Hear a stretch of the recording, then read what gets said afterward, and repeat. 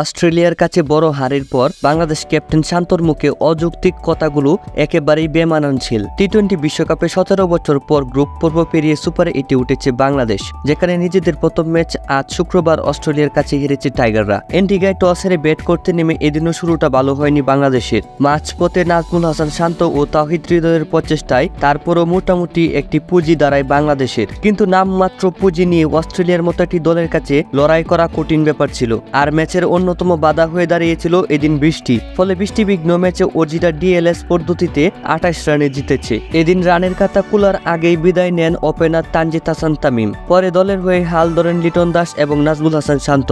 তবে শত চেষ্টার পরেও ইনিংস বড় করতে পারেনি লিটন শান্তরা, ফিরে যান 41 রান করে।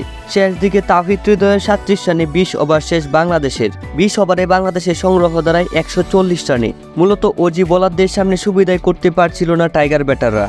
জয়ের জন্য ব্যাট করতে নেমে মাঠে জ্বর তুলে দেন অজি ওপেনাররা। মাঝে একাধিকবার বৃষ্টি হানা দেয়। শেষ পর্যন্ত বৃষ্টি আইনে 28 রানের জয় তুলে নেয় মিচেল মার্শের দল।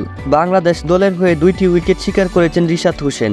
বড় হারের পর বাংলাদেশ অধিনায়ক শান্ত জানিয়েছেন, উইকেট ভালো ছিল কিন্তু স্লো ছিল একটু। তবু এই উইকেটে আমরা অন্তত 170 রান করা উচিত ছিল, যেটি কিনা একেবারে অযৌক্তিক কথা। এখানে উইকেট স্লো থাকার কোনো কারণ ছিল না। একজন গেলে আরেকজনের সাথে তাল মিলিয়ে যেতেই থাকে, তাই এখানে উইকেট স্লো যাওয়ার কোনো কারণেই আমি দেখতে পাচ্ছি না। আর অস্ট্রেলিয়ার মতো একটি শক্তিশালী দলের বিপক্ষে অন্তত পক্ষে 180 রানের বড় চ্যালেঞ্জ ছাড়া কোনোভাবে বিজয় সম্ভব না, সেটা আন্দাজ করতে পেরেছিল বাংলাদেশ ক্রিকেট টিমের সকল প্লেয়াররা এবং বাংলাদেশি সকল ক্রিকেট ভক্তরা। ম্যাচটিতে রাশিদকে 4 নম্বরে ব্যাটিংয়ে পাঠানো হয়েছিল, তবে এই পরিকল্পনা কাজে আসেনি। মাত্র 2 রানে আউট হয় তিনি। এ নিয়ে শান্ত বলেন, আজ রিশাদ অজি স্পিনারদের মোকাবেলা করতে 4-এ এসেছিল। সে বিগ হিটার, কিন্তু আজ সে রান করতে পারেনি। সব মিলিয়ে এখানে খেলা উপভোগ করেছি এবং আমি মনে করি আরো কিছুটা সুযোগ রয়েছে আমাদের জন্য। দলের টপ ওয়াটার ব্যাটারদের জন্য আজকের রান পাওয়া খুবই গুরুত্বপূর্ণ ছিল, যা টপ অর্ডার করতে পারেনি। পরবর্তীতে নজর রাখা হবে টপ অর্ডারে যেন ভালো পুঁজি করা যায়, না হলে ইন্ডিয়ার বিপক্ষে কোনোভাবেই জেতা সম্ভব নয়। শান্ত